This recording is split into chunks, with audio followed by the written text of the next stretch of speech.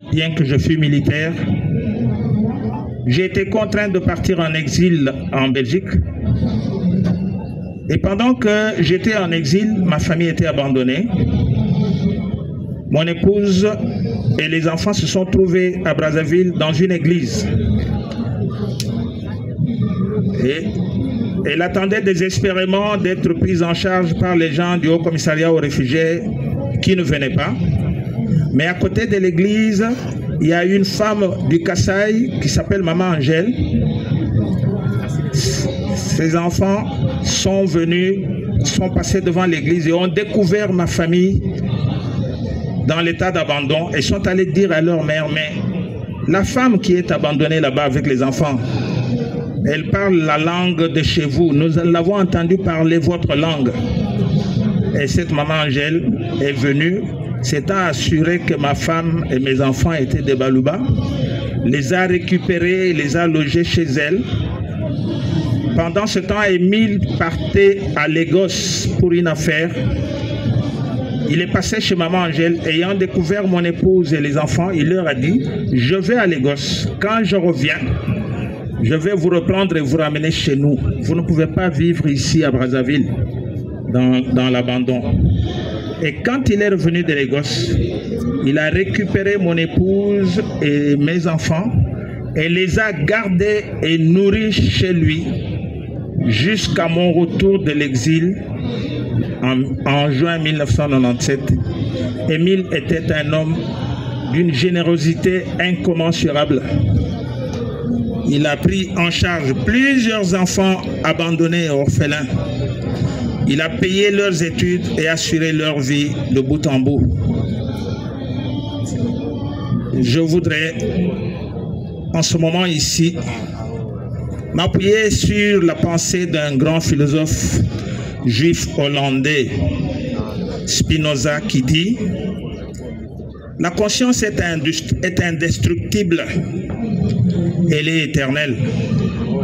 Le corps d'Émile est mort, mais Émile est vivant. Mon frère Émile, continue le pèlerinage glorieux de l'être dans les demeures éternelles que Dieu notre Père a préparées pour nous. Depuis le commencement de tout. » Merci d'encourager le colonel Yamba.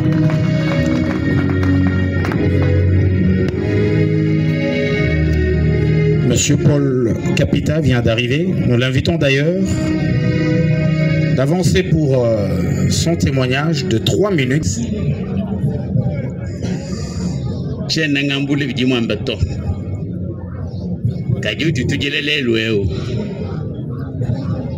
Même on va me faire une guija, ne Moussadidi wa bafundi ba mikande minene, ne benji ba kingu minene, ne bene misambu minene. Si bene makula français ba bene mécène. Indie ou dinga golo makulu wa bato ke ba bantu on subunvu. S'il était permis de comparer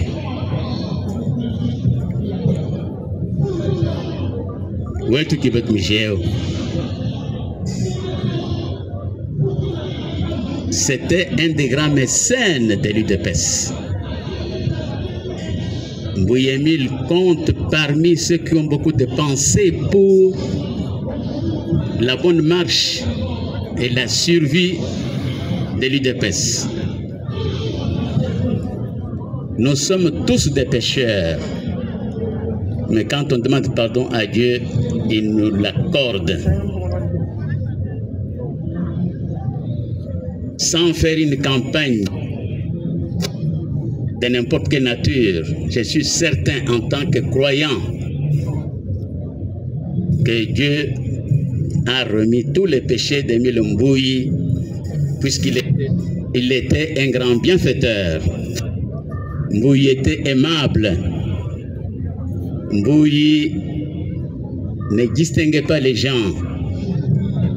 Quiconque était dans une situation qui exigeait une intervention d'ordre financier, et qui le voyait, Émile Mbouyi n'hésitait pas. Il nous a précédés au royaume des Tob. Prends l'un après l'autre, selon le programme du Seigneur Dieu, notre Créateur, qu'il compte parmi les grands bienfaiteurs du parti et que quelque chose de très significatif soit érigé quelque part là où le parti, s'il va bien marcher, aura des cités, puisque maintenant le parti ne marche pas bien.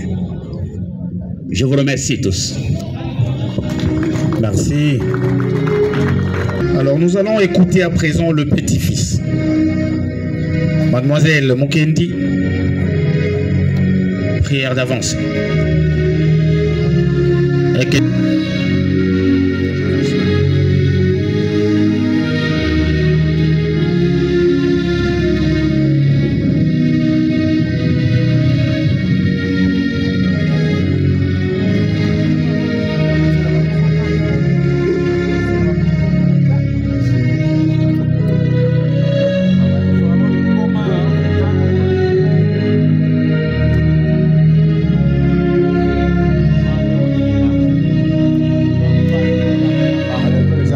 Accorder à présent la parole aux petits-enfants. Lèvez vos longs là-bas. Lève le plus tard. Ça l'enlève. Là. Bonjour à tous. Pépé Émile Mbouyi Kabongo, très cher grand-père, ta disparition me bouleverse et ne me permet même pas de m'adresser convenablement à toi. Tu pars brutalement sans nous dire un mot, toi qui étais pour nous non seulement une locomotive, mais aussi une boussole qui nous guidait. Tu étais incontournable. Père, Pépé, tu nous quittes justement au moment où nous avons grandement besoin de toi. Mon Dieu, mon Seigneur, on ne peut rien. Que ton nom soit glorifié, miséricorde éternelle, paix à ton âme, Pépé.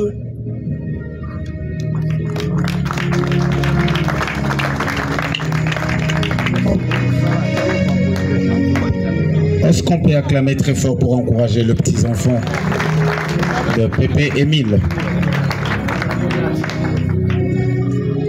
Alors nous allons rapidement passer à la cérémonie du dépôt de gerbes de fleurs et le recueillement simultanément. Nous invitons le procureur Boyar Mbouyi Kamunga qui va avancer